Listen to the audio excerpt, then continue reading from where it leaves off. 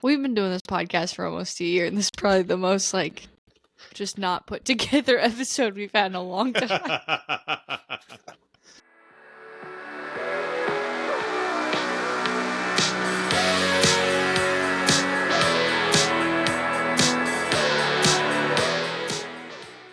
Yeah. Welcome to Cue the Mic. I'm Darren Worth. And I'm Randy Twyford. And I'm Emma Derflinger, and this is episode 49. So we have one goal for today. Our one goal is because we've been having a conversation off mic for about a half hour, and our goal today is that Emma doesn't have to bleep us out and cut us out A lot. A lot. Last week was pretty rough. She butchered a lot. It was a Last week, bloodbath. yeah. Well, it was a bloodbath, I'm sure, on the cutting room floor. Yeah, I had Where did to really that term come from? cut Bloodbath. some parts. No. Wasn't that what Trump said the other day? It was going to be a bloodbath? Don't even start it, Randy. Well, it You're was. such an ass. You're an ass.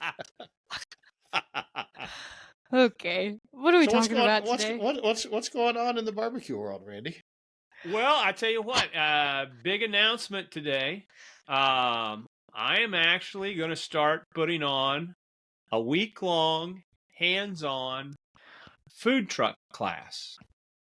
So if you'd like to learn how to run a food truck, operate in a food truck, I'm taking weeks in April. It's only an April-long thing, classes, and we're doing them 1 week at a time. And if you're really good, we could have you stay, and you want to stay for a second week, we can do that.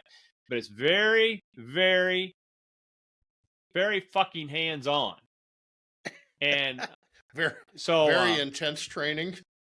Very intense training. Like you show up one day and you're in the truck, and it's not a sitting around and having classroom class. It's balls to the wall. We're going to have the truck out. So, and you know what's funny, because Randy is being sarcastic because he's short of help. But then again, Randy, do you think? I mean, think about this, Randy. How many people, if I would say, "Hey, I want you to come help me run my restaurant for a week," this is people would pay thousands of. I'm not so sure people wouldn't pay huge money for that type of offer, Randy. That, hey, You're probably right. We're gonna live this thing from A to Z. I'm gonna tell you how we do it successfully. I mean, think about it. Somebody takes a week of vacation. They have aspirations to own a food truck. It's really have no idea what they're gonna. Yeah, and don't know what they're doing. Exactly. And the best thing, a part of it would be, if you were to do something like that, it would be the biggest money saver they ever had. Instead of spending $30,000 on a food truck and all this money on $90,000 on your first one. I think you spent $90,000 on your first one. Randy. It was close. I got most of it back after I told him not to. Just saying. Anyway, moving along. It could be a good money saver, you know. It's kind of like when we had the house fire. When our house caught on fire several years ago, we lived in an RV for 3 months. Best thing that ever happened to us. Which time? First one. The first one that gutted it. The first one that gutted it. And your house has caught on fire multiple times? Twice. Yeah. I could say something, but I'm not going to, because she'll cut it out. But anyway, it was the best thing that ever. It wasn't the best thing, but it saved us more money, because our aspirations at that time was, okay, we're going to retire and we're going to sell the whole lot of everything, and we're going to buy an RV and live in an RV and travel the country. You know, wintertime, go down south, summertime, come back up here, blah blah blah. After 3 months of living in a RV, my wife said, "No fucking way." So it was the best money saver that ever happened to us. It was a bad situation, but it saved us from, going, okay, we're going to buy this 35-foot RV and we're going to live in that. And after about 2 months, somebody from the RV campground would call the police and say, we haven't seen anybody out of there for the last 3 days. And it's because we've killed each other. We got a domestic. Yeah. Yeah. So that's funny. But anyway, but Randy, I think if there's people out there listening or whatever, I think that would, because you'd even pay people by the hour to come out, right? You'd pay them for the hours they work. But if somebody really wanted to go behind the scenes and look at barbecue processes and how to run a food truck and the trials and tribulations of having a food truck, right, along with a catering business, I think it would be I would think people would pay to do that. Well, bring it on, because I've got things covered pretty well. I'm doing an event Tuesday by myself, so that ought to be interesting. And then because we got a catering that day, but then into April, all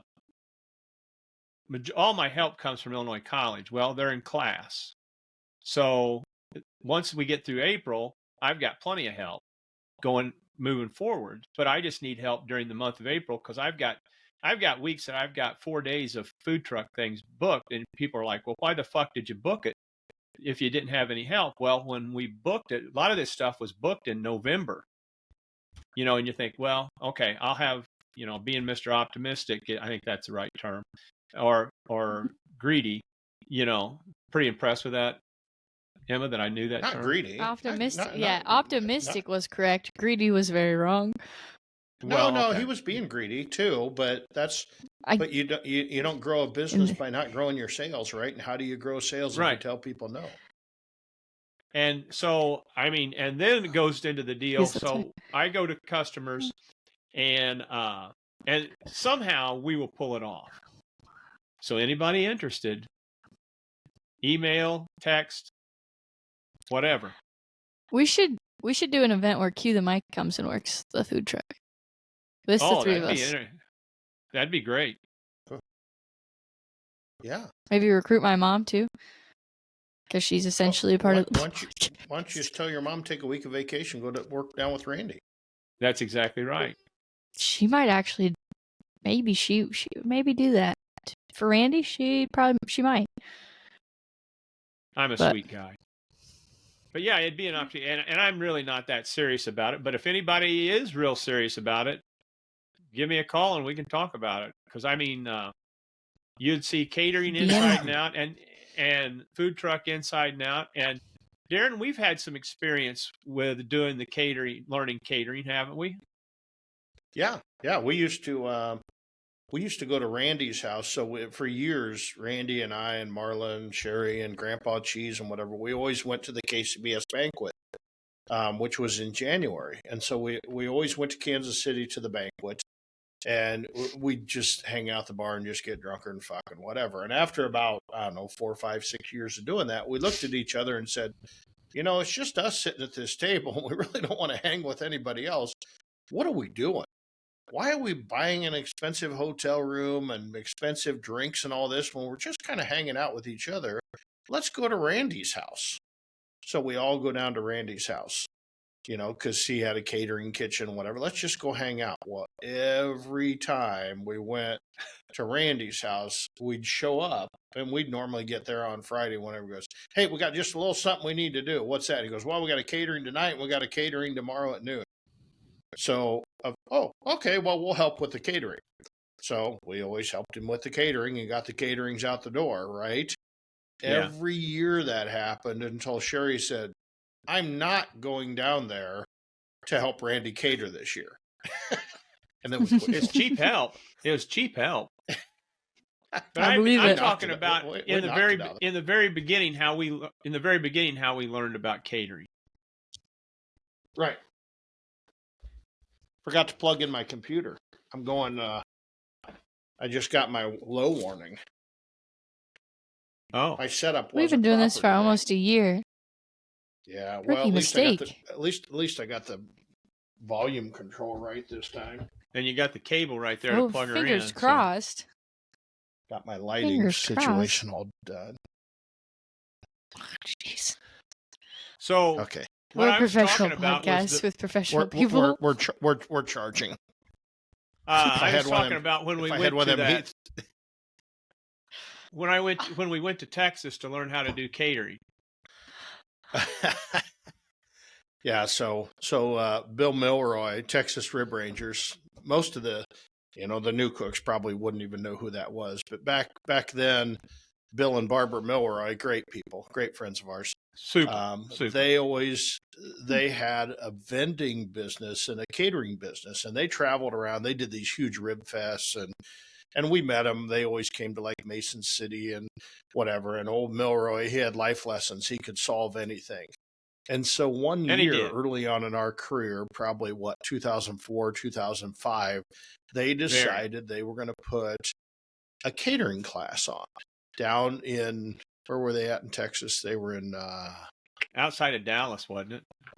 North of Dallas.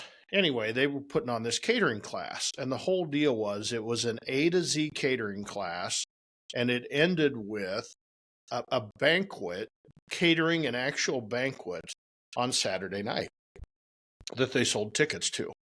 And it had everything to do, and it was a little bit of classroom, but it had to do with prepping meat and making side dishes and then actually serving and executing this catering. And it was a great eye-opening experience. And we look back at Milroy now and say, man, what a smart son of a bitch. He had 20 of us come in. We probably paid $1,000 a piece to go into this thing.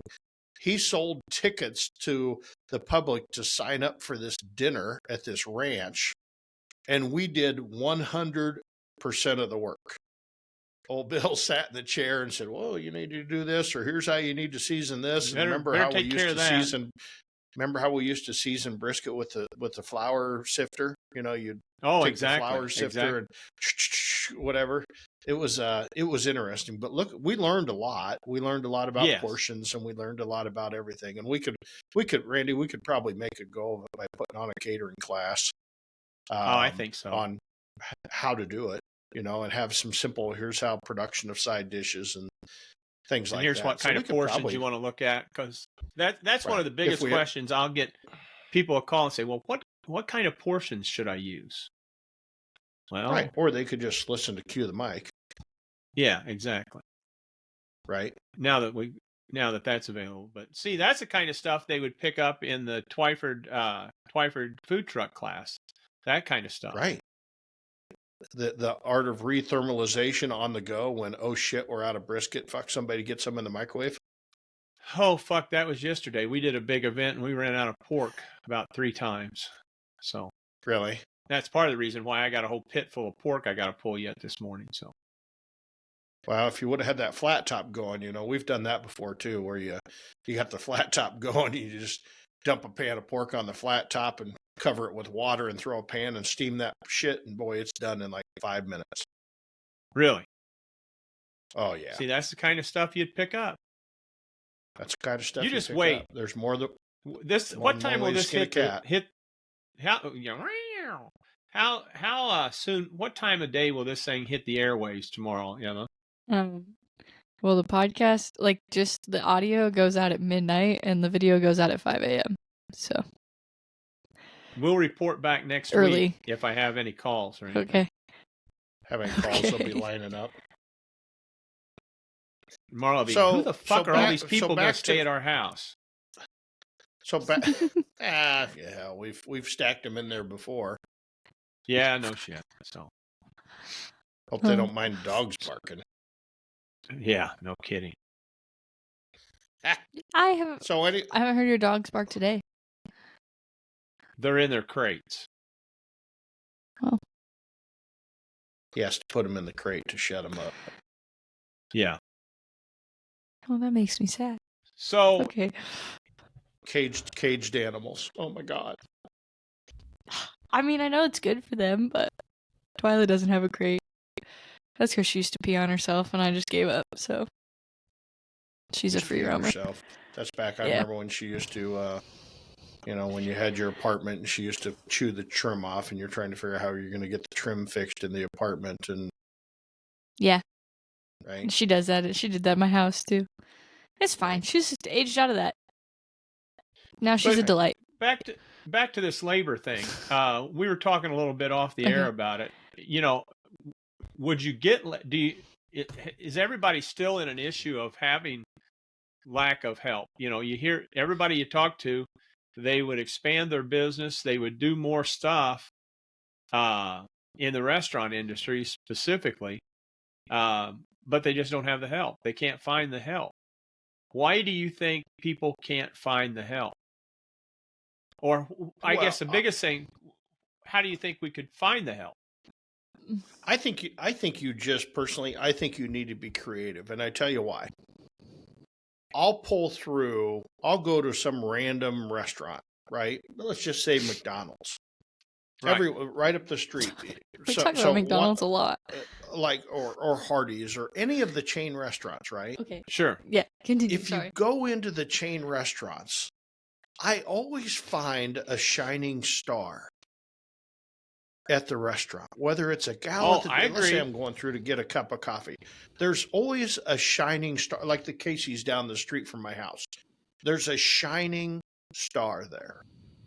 And I'm like, well, everybody that works at Casey's is, because that's such a good company. It reminded me to talk about pizza about that. But anyway, okay. But there's always a shining star. And why do they work there? Why is somebody that's flamboyant working at a McDonald's for $15 an hour, right? It used to be $10 an hour, whatever. And they've got this great attitude. And we'll talk a little bit about attitude too. We'll talk about pizza and attitude, making notes.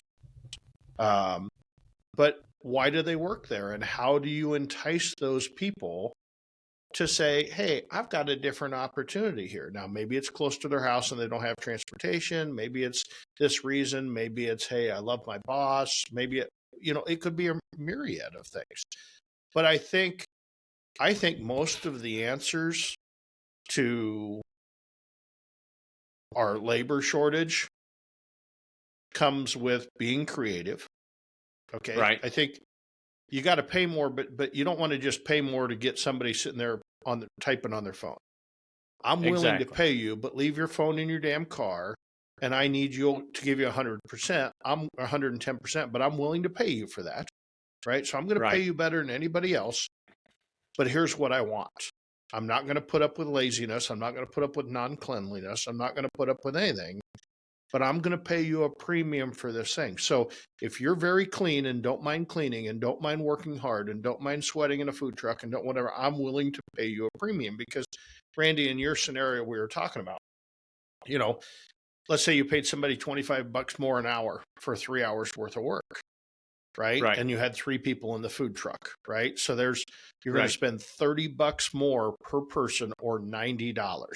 So that's $100 with taxes or whatever, $100 that you would need to be spent for something that could generate $2,500 or $3,000 in revenue with the right crew. Right. Are you willing to give away $3,000 for $100? No, all day long. You would pay that extra $100 to be able to make $3,000 every day, every single day. Now, but you don't want to pay the extra $100 to get a subpar employee. You want an A-teamer, right? Right. And so it becomes I'm willing to do this, but if you're not an A-team, what do I have to do? I got to flush you out, right? I got to flush you out. Because if you're not... We aren't going to fiddle fuck around. We do a very good job of that at Smokey D's, that, hey, you're either going to make it there 10 years or you're going to make it there 2 days, right? That's the way it works. But a lot of people don't look at it that way, right? I mean, there's stuff that, and we ride a dead horse sometimes, which we shouldn't. But for the most part, if you come in and you've proven, hey, you're not that great, we're either going to move you to a different part of the restaurant if that's your stronger skill set. Let's say you've got great customer service, but we only opening we had in the kitchen. If you're not moving fast enough in the kitchen, we might move you out front. If not, you're gone. Right. And you can't be scared to do that. So you got to make sure that you get something for it. You can invest that extra money, but I think you got to get something for it. Exactly. Because at the end of the day, let them know up it's front. just $100. It really is just $100. Well, and that also goes back to having to cancel out on events. So say you don't have some help and you have to cancel some events, then when you do have help, customers are going to say, well, we can't count on you because we're not sure you're going to be able to cover them, because we will cover these somehow. It may just be Marla and I, or Tuesday I'm doing it by myself, and we'll just see what happens. But we will cover them and give the customer the service that they want and they expect from us. And we've started to talk a little bit about that, Randy, about when do I really need people, right? Because for us, I don't need any. I can find anybody in the world to work 8 through 5, Monday through Friday, right? That's the thing. But where you struggle with is Friday night, Saturday night, and all day on Sunday. Should I be paying a premium wage? Should I be paying less of a wage Monday through Friday and paying a premium wage on Friday night, Saturday night, and all day Sunday? It would to attract people. We've got a guy in the kitchen now that is doing that. We hired part-time, but he only works, he only works like 1 day a week. He wanted to fill in a week. He's working at the Marriott, makes breakfast on Saturdays and Sundays. Okay. $35 an hour he makes. Really? $35 an hour. Do you think I want him working Saturday and Sunday at my place? No. I mean, there comes a point, but making $35 an hour, working and Saturday how many hours Sunday, a week? So he probably works 16. Well, he works other days too, but that's on the weekends where I really need him. So he's pulling in $560.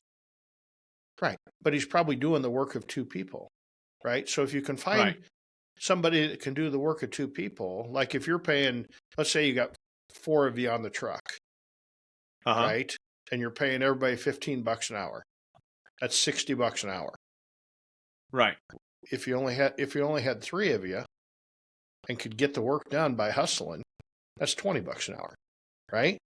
If you got 2 of you and you can really hustle, that's $30 an hour. Exactly. It's what you could pay them. But you got to have the hustle, right? Yeah. And the hustle sometimes is hard to find, but you got to have the hustle. But if you can find the hustle, but what you can't do is shove 4 people on the truck at $30 an hour. No, not at all. Not at all. But when people look at that, they're like, I can't do that. And I think we've talked about that before. I think every small mom and pop restaurant that's dying in America today just isn't thinking right. That I think that if they looked at it from a productivity standpoint, a pay for productivity standpoint, and got instead of the big picture. Instead of so they're looking at, we've always paid $12 an hour. Well, if that person can do the work of 2 people and you eliminate 1 person, then you can instantly pay 24 and it affects 0 financials. You're not costing you any more. So you're saying, because you've proven, how many people can you do with 2 on the truck? How much revenue can you do? Hopping. Oh, huh? I mean, like we're talking hopping, like ain't got time but nothing to piss in a soda cup. Not that you would do that. Truck, we could probably do a couple grand in a 3-hour time period. How many times have you sent 4 people out on the truck to do $2,000? Yeah, more than I like to admit. Right, and us too. Yeah. So more than I'd like to admit. I think productivity.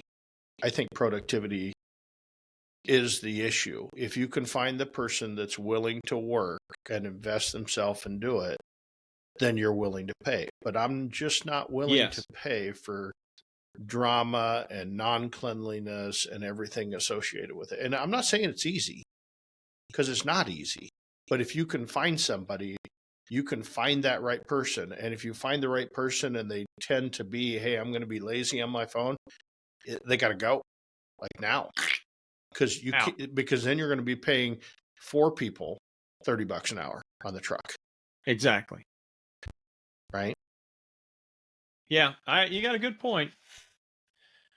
You We'll talk see about what. so you were talking about pizza. I had note of pizza. I've been watching on the old TikTok. The Dave, what's his name? Dave Portrait, the Portnoy. Barstool Portnoy. Dave Oh, Portnoy. yeah, Yep. yeah. Dave I love Portnoy him. doing these pizza I love him. doing these pizza reviews, and he came to Iowa and did a Casey's Pizza breakfast pizza review. That one hurt. Oh, really? Oh God! Well, of course he's a New York style pizza guy, right? So it's all about will the slice of pizza, and he just orders a cheese pizza. Says his normally. favorite style is Detroit style, but yeah, continue. But most Doesn't matter. every review I've seen has been a New York style, so a very thin and crispy, Yeah. chewy crust that when you hold the slice of pizza up, it doesn't bend. It's straight. It's got a little bit of black leoparding, they call it, on the back of the crust. Right. And so he takes a bite and then he rates it. And very rarely does he give out over an 8 out of 10. Sometimes he gave this 9.1 and people went crazy. But he stands out in front of the pizza shop. And I mean, he's been run off by pizza owners before. He just orders a whole slice of pie, takes it out in front of the restaurant, and he's a one bite challenge, even though he takes more than one bite. I've seen something about that. He's doing the one bite. He takes challenge. one bite. Well, he goes and takes a Casey's pizza, and he goes, "All I taste is bacon." And this other guy that was with him, I don't know. He goes, "Well, maybe they just got like the one bacon, of his whatever." employees. Oh, so anyway, so he does this whole review, and he gives this pizza like a 5 point something, which was really bad for a Casey's breakfast pizza because it didn't stand out on its end. It's whatever. And he's like, he was making the comment of, geez, now you wonder pretty much why the people in Iowa are fat because they're eating gas station breakfast pizza. I mean, my he just God. destroyed Casey's. Yeah. Wow. And also, so we also have I know the guy that owns Charlotte's Kitchen, which is actually a competitor of ours in the chicken business. We talk, so we don't really see ourselves as competitors, but they just opened Pep's Pizzeria out in Grimes, and it's a New York style pizza. They sell it only by the slice at lunch or whole pies at dinner, but you can't call in and order a pizza. You can't DoorDash. You have to go to their website and reserve the pizza. And they will only cook 200 pizzas a day. They say that's their limit. And so like last night, I'm like, maybe we got home and I'm like, maybe I'll order a pizza. Sold out for the night, relatively new. But people have to go online. They have to reserve, and they'll only do so many pizzas every hour based upon what they can produce. I kind of like that. Interesting. You kind of like it, but I'm trying to figure out, will they be successful? Because I think so. It's kind of like the ghost kitchen operation. Will people that are ordering pizza know that in some cases on peak times on Friday and Saturday, they may have to order that pizza on Thursday or Friday morning? Yeah. I think it's kind of one of those. And it becomes less of an impulse deal. But don't you think? But I think it's one of those. Yeah. I think it's one of those where it's like it's in demand because you can't get it. I agree with whenever you want. And so they're creating that demand by only doing 200. So people, they're like, you're going to get a bunch of people that will go on Thursday and go, fuck, if we want one of those pizzas, we better get it ordered for Saturday. Yeah, but But I do get what you're saying, Darren, because I think I made that comment last week where, like, once the impulse is gone, I'm going to just forget. Like, if I want it in that moment and I can't get it, I'm just going to forget it. So I could see it both ways, but because it's new. Oh, I think because it's new, it'll last a little bit. I understand because it's new, and they're doing a little bit of different pie. They call it the upside down pizza. So it's a pizza crust. They put sliced cheese on it, and they may do some shredded on there too. But then they put the sauce and then the topping on top, and it's a relatively I mean, I looked up a pizza last night, and it was $17.50 for a normal sausage pizza. Oh, that's not. I mean, that's not terrible. Not bad. It's pretty. That's good. That's in market. But the other thing that I saw was they only have 2 proteins. They only have sausage and pepperoni. That's all they have. Ooh. There's no Canadian bacon. There's no capicola. There's no Italian sauce. There's no. There's pepperoni. Well. And there's sausage. think and they about have a vegetarian well, if you one, think and they about have- their demographic, I mean, Iowans aren't like super adventurous. So I feel like if you wanted to have a small menu and you wanted to limit your options, those are the two best options to have. It's just a basic sausage and a basic pepperoni. I'm guessing 90% of the pizzas are going to be pepperoni anyway. Here's my opinion on the thing. Mm-hmm. They're creating a demand for their product. One, by just having two different proteins on it. It's not like any normal or regular pizza place. Now, right. Are they going to lose some business at I like Canadian bacon? They may, but I think overall they're going to create it because it's such a unique product. It only has those. You can only get those two different proteins on there, and they only make 200 of them a day. So you got to get in there and pre-order and get your orders in and stuff. Now, how long have they been open, Darren? Oh, they just opened last week. So oh my gosh. After the new wears off, I got invited to the soft opening, but I actually didn't see. I didn't see it until it was too late. I was sitting around. I checked my messenger like at 8:00, and I never, for some reason, I didn't see those events. But it came up this event. I'm like, oh shit! I never replied to the event, so I never got a chance to go to their soft opening. And then we were busy the next day when you could actually.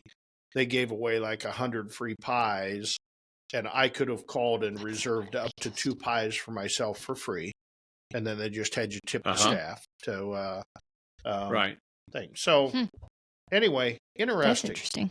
Hey, you guys should really talk amongst yourself for a minute, because I gotta pee. Oh, okay. I'm just.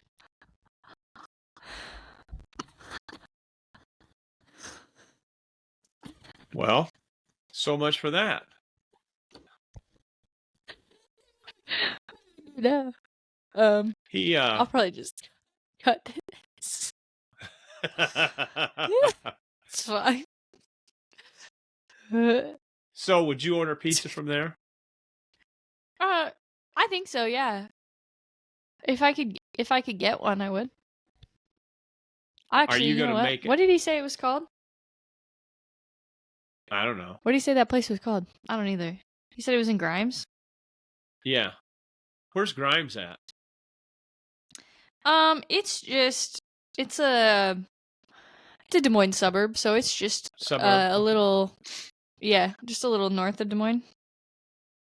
Now let me ask you this: will you make an effort to get one of these pizzas because you want to try it? Since we've talked about it. Yeah, I'm supposed to have pizza tonight, so maybe I'll see if I can order one. See if you can order one. See if you can.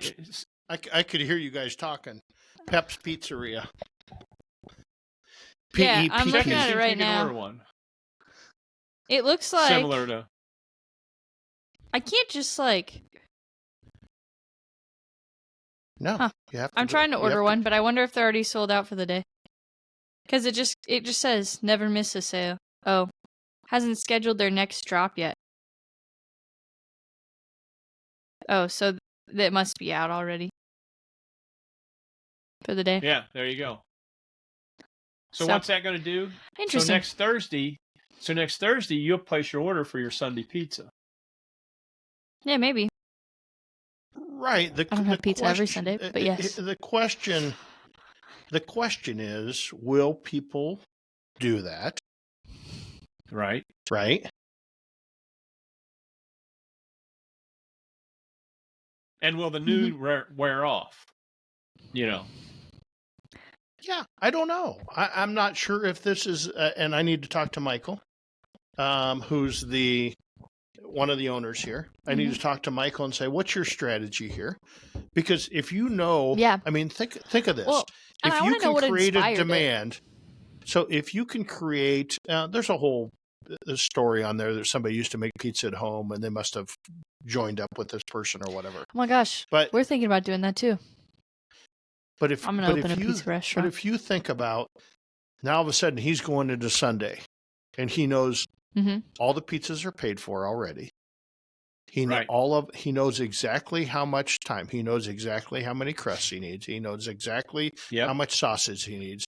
Think about efficiency from a restaurant standpoint. Oh yeah.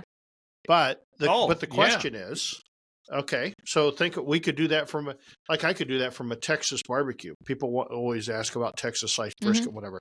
I could do that. I could make really good. We could do that out of the ghost kitchen. Tell me what time, your 15-minute window, that you would like to pick up your platter of brisket and this and this and this, or maybe it's just one platter. Will that fly in the long term? So I think a lot about like the ghost kitchen over here. We got a chicken concept. What about if I created a burger concept that only served one burger? And you could dress it or not dress it. I'm not opposed to that. I might disappear. I got to shut the door again.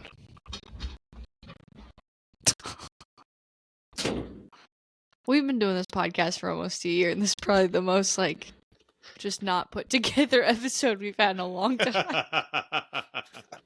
I've learned a lot. So tell me from a consumer standpoint, are you willing to take away? Are you willing to take away having the last minute impulse? Are you willing to have your food reserved for you, made fresh to order for you when you arrive? It's going to take a little bit of effort. For me, I think it depends on the scenario. So it's like if I was hosting a party or whatever, like tonight I'm going to a game night. If I was hosting a game night and I knew that I was going to need to provide food and I wanted to try that pizza, then I would have no problem doing that, like ordering it in advance. But if it's like one of those things where it's like one of those nights where you're like, I don't really want to cook, what should we get? And then you have to make a decision. Then you're out. Moment. Then you're out, right? Yeah. Well, primarily at this rate because it's not happening. But yeah, I just won't think about it. I might check and be like, oh, I wonder if they still have any pizzas. But yeah. For me, could that be the secret? If I knew how many people were going to come into my restaurant today, and I knew how many racks of ribs to cook, and what time they were going out, I could make your ribs better quality, right? Yeah, because I can decide, hey, I only need to cook this many ribs at this time and this many ribs at this time. So, is there a place for that? Yes. Yeah, probably. I mean, you can go into places like the French Laundry that would take you 2 years to get a reservation, but they don't ask you what you want, right? So, I think the interesting it's part just like it's just a different dining experience, you know? Like that's is to revisit this in 3 months and see how experience. They're doing then. You know, if you knew how they were doing in 3 to 4 months, if it just kind of peters out on you, and stuff. So So anyway, so you said pizzas change. Yeah, that's what I was going to ask. Why'd you write that attitude? Why'd you write that down? Well, we were talking about attitude and employees and whatever. And so, you know, one of the things I had a chance yesterday to, and I'll be the guy to first say that I have yet to watch Caitlin Clark play basketball. Okay. Now everybody knows who Caitlin Clark was. Right. But I have never seen her. She's still a person. Yep. She's a very great basketball player. But my first impression was she had a bad attitude, right? Why is that? You've got, she was just her facial expressions even.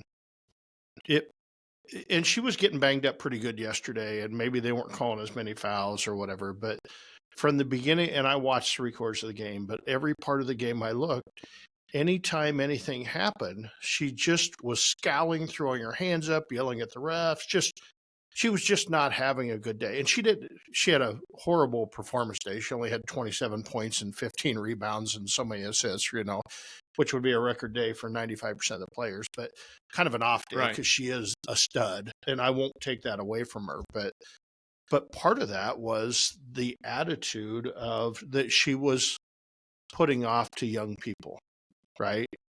And to me, I was very disappointed because if you're going to be in the public eye as much as she is in the public eye, I mean, in the state of Iowa women's basketball is everything, right? Today, she has brought women's basketball. She's sold out every arena she's done because she's just, she's the Michael Jordan. She's the magic of women's basketball, right? But when I looked at her attitude yesterday, I was like, oh, this bothers me. And then I take Audie Crooks from Iowa State, who is a freshman, just a big gal. I mean, she's a big gal. I'm not sure what her stats are, but she's a big gal. But that girl, from the time she starts till the time she ends, always has a smile on her face. She gets fouled, she smiles.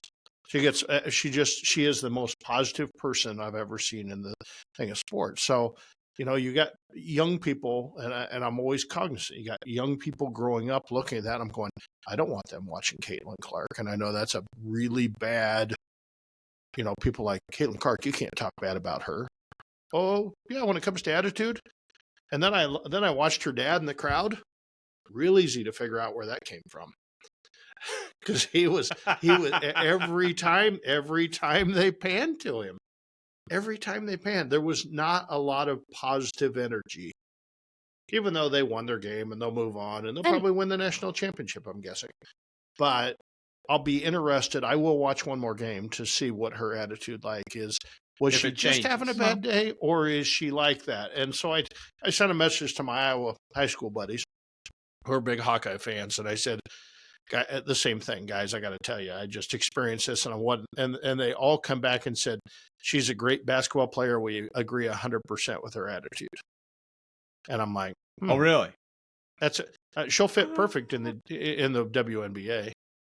She'll fit perfect into it. Yeah. Right. It's like, I don't know, just not a good look. Not a good look to me for the state of Iowa for young kids. I don't care about a parent. You can like somebody, not. Just not a good look. Yeah, I don't think I didn't realize she had such an attitude.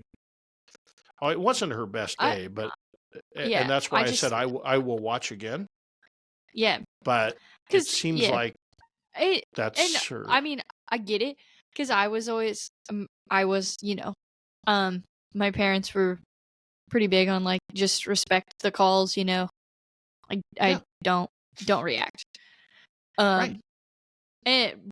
But you also have to look at it from when you're that successful. A lot of it also, I'm not justifying her attitude, but a lot of it is just actually passion, and you get frustrated overall, and then that can just carry when you aren't performing to your max.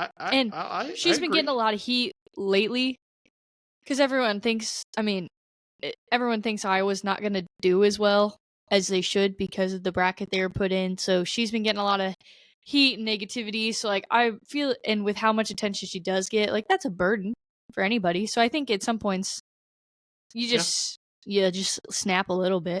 Not that she was, too terrible, but it wasn't good. I will admit that. Yeah, and I think her dad's attitude was out of disappointment. I think is from what I have heard and read. And seeing from the clips I've seen is that it was out of disappointment for how she was acting. Yeah. Because the clip I saw, he said, take her out of the game. And I think he wasn't approving the way she was acting. To me, the personal NIL money has just totally ruined that game anyway. The transfer portal has ruined the game. I mean, it's just hey, I need a championship team. Well, guess what? I'll just build one, right? Because if I got big enough sponsors, that are going to, put money in to drag people in, I can drag anybody to play football in the state of Iowa if somebody's willing to put up hundreds of millions of dollars to drag them in. When they go, exactly, and remember, they're college kids, and I'm not saying you should be using their name, okay, but maybe you should be using their name for future profits of theirs, right? But you're giving these kids millions and millions of dollars. And like Iowa, I know this is a barbecue podcast, but, from a business perspective, they had the Caden Proctor come from Alabama, committed to Iowa, last minute pulled away, went to Alabama, signed with Alabama, was at Alabama and then decided to come to Iowa. Came to Iowa. They paid him millions of dollars in NIL money. Hasn't taken a snap of football yet, right? Really? And decides I'm now I'm transferring back to Alabama.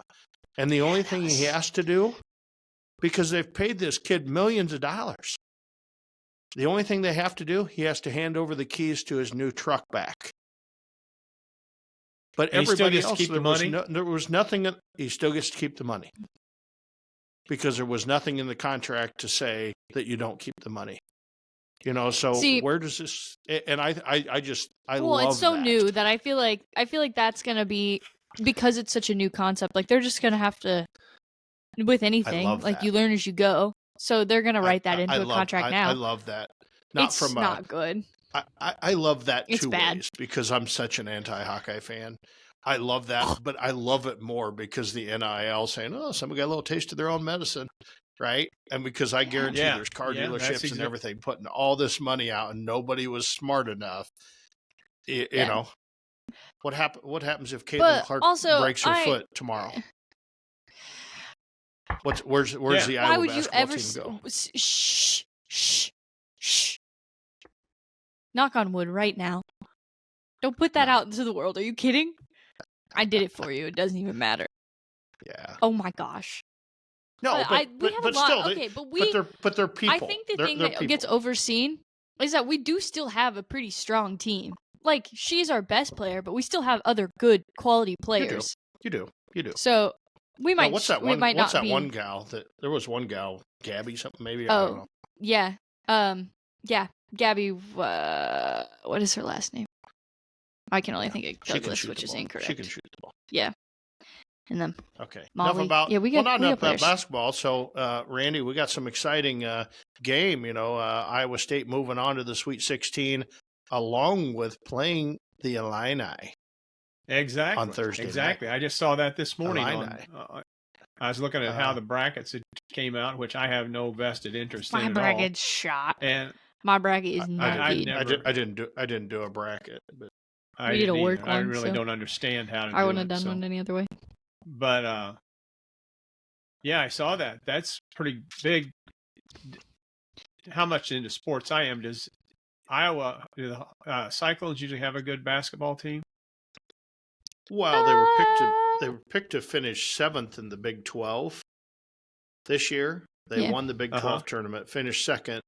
They beat the number 1 team in the country twice. Right, they played them 3 times. So both in the offseason, once in the tournament. Beat them 2 times. Iowa State probably should have been a number 1 seed, but they're still Iowa State. North Carolina, you don't get a little bit of respect. North Carolina, everybody's still playing. Iowa State is all about defense. Illinois is all about offense. So Illinois has one of the top offenses in the country. Iowa State has one of the top defenses in the country. So if the score is over 70, Illini are going to win. If the score is under 70, Iowa State is going to win. That's my prediction. So both teams are going to have their hands full, is what you're saying. Really intelligent there. I'm really impressed. It's going to be, but Iowa State's having good, because Iowa State doesn't have, they don't have any great players. They don't have any great players. Yeah. But they have a lot of good ones. They just play as a team. Right. They have no pressure. It's one of those things of where they can just play. They're just playing ball. They don't have a stud. They don't have a Caitlin Clark that if Caitlin Clark gets hurt, then you really hurt the team. One of our guys gets hurt. Oh well, there's 3 more guys that can play ball on the bench. Last night they started playing horrible. Started playing horrible ball to start off with, just horrible. And the coach just benched all the starters right from the beginning. And they just played ball. Really? Right? And so we had, I don't know how many bench points last night, 24, 25 off the bench. Most teams aren't seeing that. So we're very deep in the bench. We're not scared to play anybody. But we really don't have any studs. So I think we had 3 or 4 guys last night in double figures. You usually don't see that. You see one, like, who do we play last night? Washington State. Washington State had one really good stud there. And he just started ripping threes in the first half. They shut him down the second half, and then That's all she wrote. Didn't score. Huh. That's all she wrote. One-dimensional. Yeah. Not maybe one-dimensional, but they were very one-sided dimension. I didn't realize you were such a basketball guy. Only during the tournament. Only during the tournament. Only when. I think that's just everybody. I haven't watched much college basketball this year, but it's all I've been watching the last week really. So yeah, I haven't. I've watched a couple March games. Man. So we had friends of Sherry's that were coming down. We were down in Florida this week trying to take care of stuff, and it had some interesting facts that we talked through. So guy that comes, one of the guys that came down, his name's Guy. He's in the feed business. As in the guy? So feed and genetics and all kinds of stuff. So he's really in tune to what's happening in the cattle market and the pork market and whatever, which really affects us. Right. And so we were talking in-depthly about the price of beef because we had just had this price of beef increase. And, I mean, some people know, a lot of people don't know that they're like, why is chicken so cheap and why is beef so expensive? Well, it takes 6 to 8 weeks to raise a chicken from the time it's hatched till the time it's butchered. Exactly. A hog is about 5.5 to 6 months from the time it's born until the time it's butchered. You didn't know this, Emma, did you? No, I didn't realize they had such short lives. So 5.5 to 6 months on a hog, market hog. And then, but beef take about 2 years. And out of that 2 years, usually it's 1.5 years on pasture and 6 months on feed. Right. Well, there's a lot of pressure, so you wonder why it's so expensive to raise cattle, why the price of beef is so expensive. It's because chicken, they only got to feed them out for 8 weeks, right? And they're on grain all the whole time. Hogs the same way. But cattle is such a long life that anytime anything affects the cattle market, it takes a long time to recover. And so we got, go ahead. So we're actually feeling the repercussions of what happened 3 or 4 years ago with liquidation of herds and stuff like that. Yep, you're exactly right. And he's saying it's not getting better. And no. It's like, because when you put these, I had a meeting last week with the Iowa pork producers, right? So I'm kind of doing some joint stuff, helping them with an event.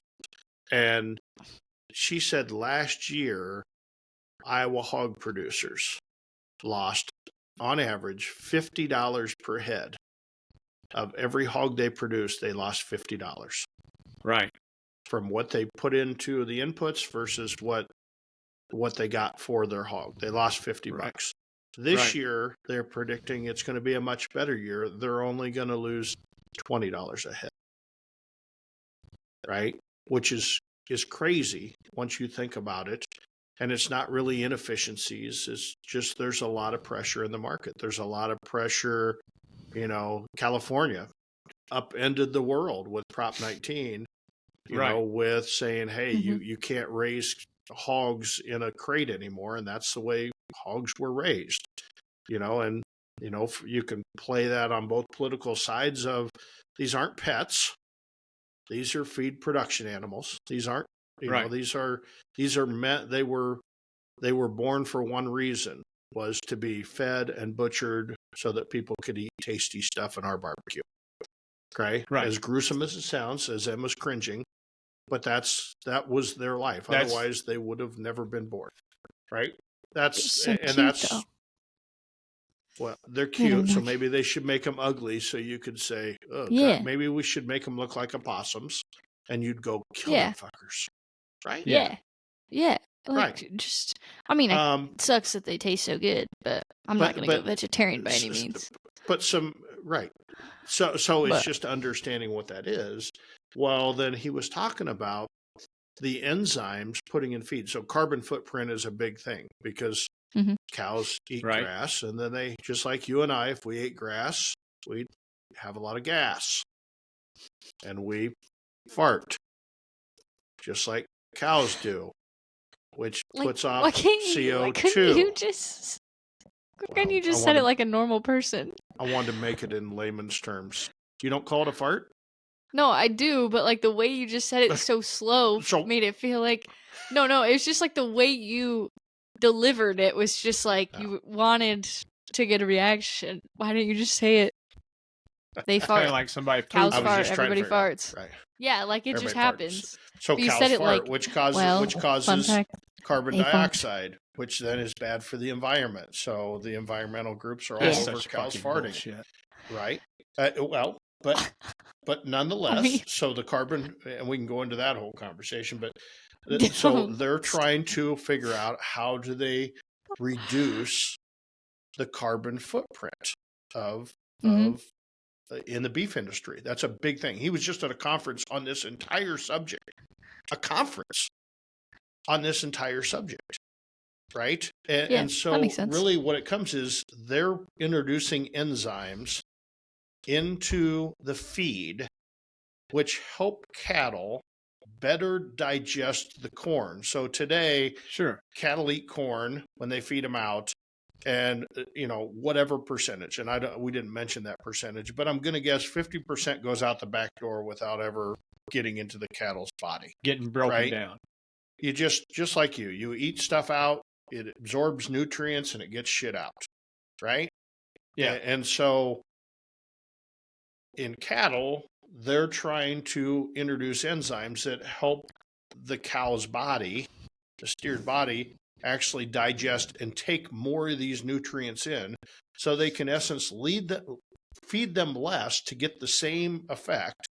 And if they feed them less, that means there's more coming out the back end, which means there's less carbon footprint.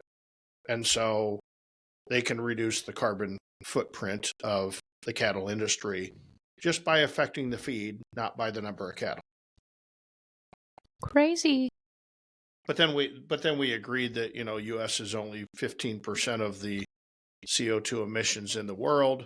And if you could improve it by 50%, that means I could improve it by 7%. Is that the right thing to do? Yes, but it's still only 7%. You can't control it because China and India are the main producers of all this stuff, and they're not changing, So America is trying to do away with coal. Learned this, pretty interesting. You try and do away with coal because it's bad for the environment. You know what our coal's doing today? You know what the U.S., one of the biggest exports in the U.S. is today? Coal. We're shipping coal to China and India so they can use it to burn, to put it up into the atmosphere. Because we don't want to. Because we don't want to, because it's not good for the environment. What bullshit. Pretty interesting stuff. So are they making any headway with increasing the enzymes and stuff in the feeds? Yeah, they are. They're doing a lot of stuff that way that, and I'm sure the human body, I'm sure they've done, you just never know who to believe. It's like, I have this just myself. I've found that you feel better instead of, like, I get really hungry about 3 or 4 in the afternoon because I eat breakfast, I don't eat lunch. And I go to the grocery store I'm hungry. Used to be I grab a candy bar. Now I grab a protein bar. Okay. And I try and grab a protein bar because I actually like the texture of protein bars. Most people don't like them. But I grab a protein bar and that fills me up to the point that I'm like, God, I really don't need that much for dinner, even though I eat much for dinner. That's my fat problem, but that's a different story. But the protein bar really fills me up. So it's like, okay, what do you do protein related wise? And what do you, how do you eat more protein to fill you up and less carbs and things like that? It's just, your body's just a machine, right? Speaking of, probably give a whole dissertation on this. Speaking of, how's your, you've been through, I've seen you advertising a lot. We talked about. Oh yeah, I have been through all this stuff. What, Randy? How's your Milo sticks selling? I need to look. I didn't pay much attention to the business last week, actually. It was another. I was just curious. I know you guys have been promoting them quite a bit in Florida. Yeah, we're selling. Unfortunately, from a protein standpoint, we're selling more Jarfays than we are selling sticks. Right? We are selling some sticks. That's what on my agenda today. Go look at stick production and where we're at. But the Jarfays we're selling the crap out of. I mean, I'm in the process. My mom had one. She said they were real good. She said I'm in the really process of trademarking that. First time I've ever trademarked something. Really? That's a good idea. Yeah. Yes. I'm trademarking the Jarfeh. Whether I'll do anything, it's a very expensive process. Is it pretty expensive to do? Between $2,500 and $3,000 for a trademark. Really? But I had no idea. The problem is, we're filling out the application, or I have a lawyer, because you have to have a lawyer fill out the application. The lawyer is filling out the application. They've done the search. It's not available, whatever. Now the application goes to the U.S. Trademark Office or whoever does that, right? The turnaround time, right now they are looking at June applications from last year. What? So it's at least 9 months before they're going to get to your application in order to review it. So it could be an upwards of a year before they come back and say, yep, we'll officially give you the trademark. Crazyville. Crazy. That's our efficiency of our government. Maybe some of these people that were given free meals, maybe we could put them in the trademark office and teach them how to search on the computer. Hey. Let's not go there. Thought we weren't even going to bring up the government. Other than that, so I'm not sure what the week brings. I need to get into the week, and that's my next move is back to the restaurants. I've been so busy with contractors, and it's just I don't feel like the barbecue restaurant got much attention this week. So right, but we did get the cowboy chicken launched. We did get the cowboy. We did get the cowboy chicken launched at the. I'm gonna go look at it. So the ornery chicken, got it launched. Did a whole Facebook thing and multiple times and And, we sold 2 yesterday. Isn't that how that goes? Rome wasn't built in a day. I like that sandwich. It looks really good. It's so brown. Yep, it is brown. You're right. It's a brown sandwich. It's a chicken sandwich. I know, but there's like really no color on it. I know. Man, they use a lot of my pictures still. I feel pretty good about that. Yeah. I did something. All right. Were you just patting yourself on the back? Yeah. Okay, Randy's got to go pull pork, and anybody that's interested in Food Truck 101, call Randy directly. Yeah, just give me a ring. I'll put his number on the screen. Yeah, put his number on the screen. No, I'm not going to do that. You'll get spammed. I'm not doing that to you. Oh, yeah. I couldn't be spammed any Send us a direct message. Or DM Twyford Barbecue on Instagram and Facebook. Yeah, that'd be a good way to go. That'd be a good way to go. Just DM me on Facebook. As you guys notice, when you send me DMs on Instagram, I check them about once every 3 weeks. I'm trying to. You can send DMs to Cue the Mic. I'll answer all of them. All right. And she can disseminate the information. Like that word there, disseminate. Big one. Until next time. That's my max for the week. Randy. Yeah. I'm maxed out for the week. Hey, guys. So. All right. Okay. Follow us on social media. Yeah. Follow us on social media at Cue the Mic Pod. We are on Twitter, X, whichever you want to call it, Threads, TikTok, Instagram, Facebook. We're at Cue the Mic Podcast on YouTube. Go watch our videos, like them, subscribe, do all the things. Rate our podcast. We just want to know how we're doing. And be sure to download episodes so we know how many listeners we have. And send us content. We need content. Yeah, go to the links in our bio. Today, we need content. Yeah. Go to the links in our bio. We have an episode suggestion button. Fill out that form. Send us ideas. We love ideas. And there you go. Now, Randy, you can do your thing. Boom. Done. Out of here. Boom. We're out of here. All right. We'll see you guys next week. See y'all.